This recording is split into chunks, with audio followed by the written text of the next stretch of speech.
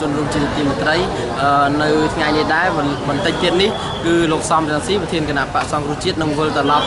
ចូលមេតុប្រទេសវិញហើយយើងឃើញថាពុំមានយុវជនសកម្មជនរបស់គណៈបកសង្គ្រោះជាតិហ្នឹងមកទទួលពួកគាត់មកទទួលស្វាគមន៍គាត់យ៉ាងច្រើនកកផងដែរដូច្នេះសូមទស្សនាទស្សនវិជ្ជានៅជុំវិញអាកាសយានដ្ឋានពោធិ៍ជំតុងនេះដូចតទៅបាទ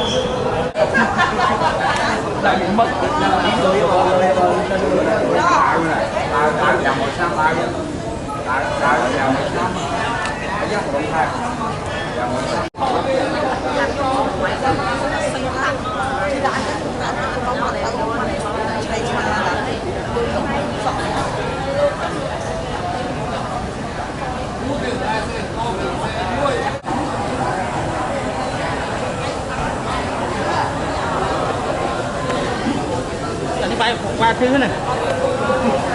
ว่าชื่อมันเหรอว่าชื่อทำไม